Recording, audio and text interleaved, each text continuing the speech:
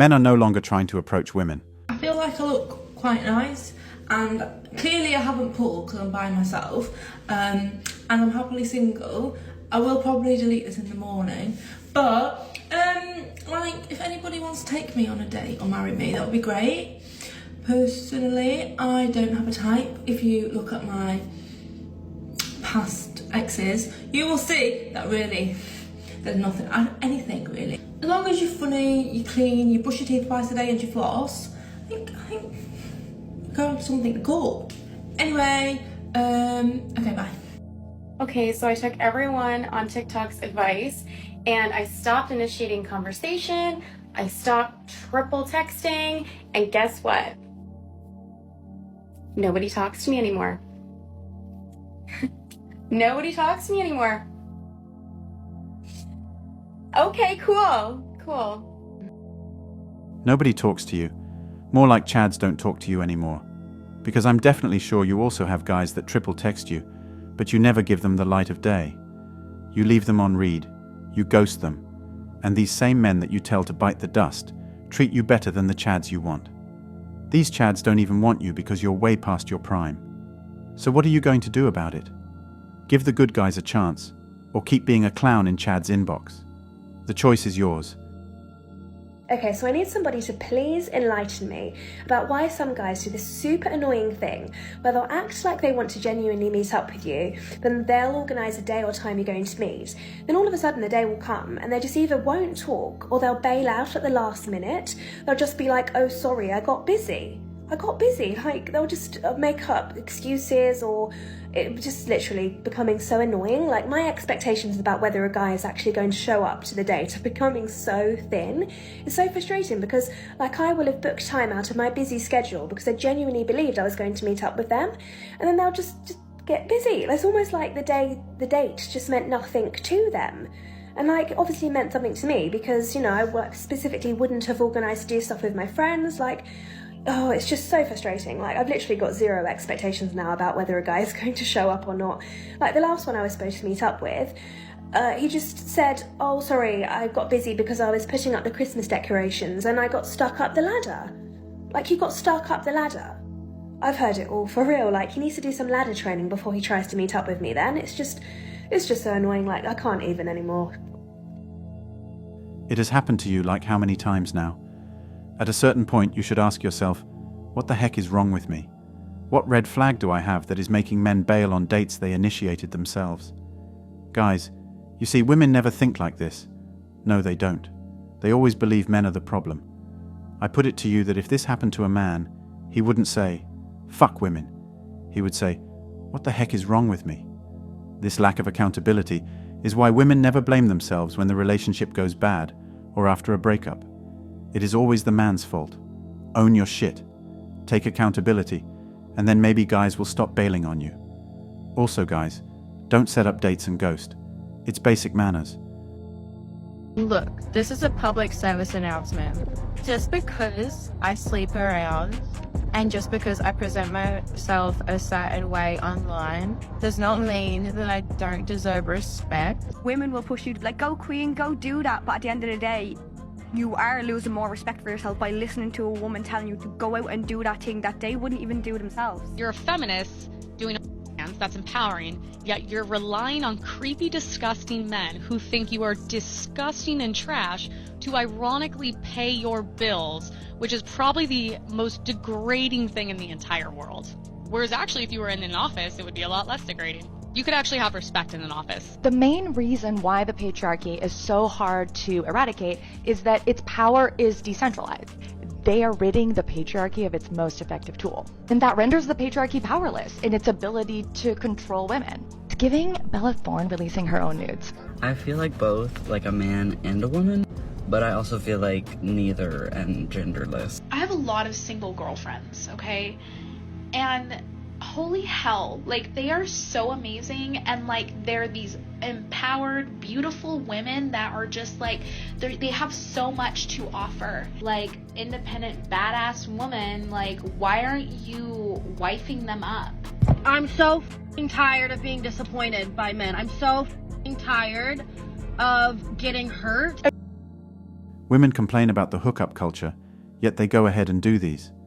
Which sane man would want to be with a girl who's an ex-porn star or a girl who has an OnlyFans account?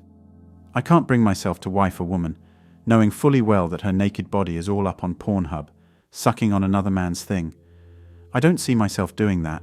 Likewise, I don't see any man out of my 140,000 subscribers doing that. Hide your past all you like, but the internet never lies. These women will be lucky to get a man that loves and appreciates them. You know what? I see why the fellas is mad at us. We used to do better. So I was talking to one of my homegirls not too long ago, and she tells me she's met the perfect guy, right? She's like, he's great, he's handsome, great job, all of that, right? Oh, nobody's perfect, of course, but standard-wise, preference-wise, he met everything. So then later on, she tells me, and she's like, oh, I dubbed him. You know, he's just not right for me. And I'm like, well, what happened? Like, everything was good. Like, you were saying, like, this could have been future hubby. Like you was damn near on the right track for everything. Like, he was just matching up. You know what this woman tells me? She says, his car is old.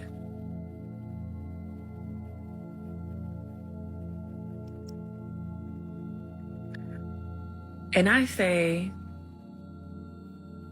okay, what does that mean?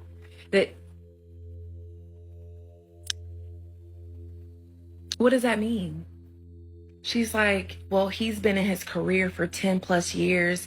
He should have a brand new car. He should have something from this year. Like, why don't you have a more expensive car? Sis, sounds like he doesn't have a car payment. Sounds like he doesn't have an extra $700-800 that he has to spend a month, or how much ever a car payment is. It sounds like he's saving up money. What's the problem? Does it work? Does it have an auxiliary cord? Does it have heat and air conditioning? That's all I really care about. Do the windows go up and down? Has it passed the inspection?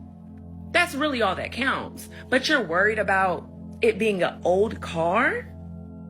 Really? You're gonna pass him up because his car is old?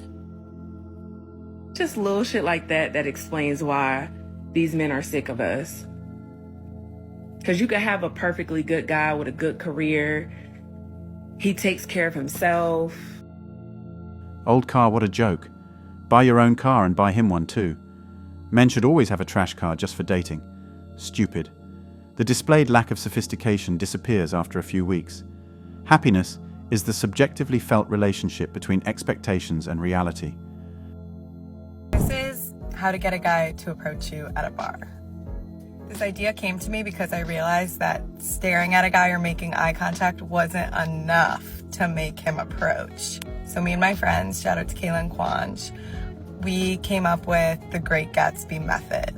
Okay, we know it well, Leo DeCap. This is what we are emulating. When you're making your eye contact, you do a little cheers. You can then take your drink back. You can keep eye contact, take a little sip. Make it your own. Make the Great Gatsby method your own. And why we like it is because it's more than staring. It's like an action. It's addressing this person directly, but it's not quite as aggressive as like a come here. So that's how you get free drinks at bars. No thank you. Never approach a girl at the bar, except if you want to get used for a free drink. Girls don't go to bars to meet guys. That only happens in Hollywood. Girls go to bars to dig for gold and enjoy themselves. They know that the numbers are in their favor. Free entry for girls, while men pay for entry. Women know there's always going to be a simp that will pay for their drinks, just to get to talk to them. They use this to their advantage. They pretend to be interested in you. You get them a drink. Suddenly they have a bladder problem, and they never come out of the restroom. At least we know a few out of their many strategies now. Message going around the dating community implying that highly educated, well-paid women are less desirable to the average man. And I would challenge that to say that most highly successful women tend to find the average man less desirable, thereby rendering them less desirable to the average man. A friend of mine was in a break room at his job the other day listening to a group of successful women talk about what they look for in a man, and all of them pretty much wanted a man who was doing better than them financially, and ideally a man that was doing better than them in every area of life. It was interesting because when he hears men talk about what they look for in a woman, it has nothing to do with her education, nothing to do with her finances, but everything to do with her character, with her beauty, with her ability and willingness to support him and submit to him. The thing about this conversation that we haven't discussed yet is who you become in attaining your success. If you could get the degrees, if you could get the bag, and you could still find yourself humble enough to support and submit to a man, even if he's not making as much money as you, then you don't fall into this category. But what tends to happen is we get the bag and we change the way we look at these men. No man wants to be looked down upon, period. You got the degrees, you got the bag, now you're trying to get the man, but you're coming into the relationship feeling as though you are better than him, and so why would you submit? That mindset is going to render you less desirable to any man. You have a degree, you make 6 figures, and you are way up in the corporate ladder, and you still want a man. You're in a lose-lose situation because the kind of man you want prefers Julia, a young secretary working downtown. She's prettier than you, and probably more submissive too. You might be submissive, but no man would want to waste his time on you because everyone knows independent women are anything but submissive. You might also want to lower your standards. Even with that, no man would still want to be with you, because as this lady said, no man wants to be looked down upon. All you can do is pray for your boss, or a man who earns way more than you to look your way. Even with this, you'll get cheated on with someone younger, you'll get a divorce, and you'll be alone. A lose-lose situation, I'm afraid. Anyway, that's all for today on Manhood. Don't forget to smash the like and subscribe buttons, and also click on the notification bell to be the first to know when I drop a new video. If you find value in my videos, you can show your support through PayPal or Cash App. The links are in the description. See you next time. Cheers.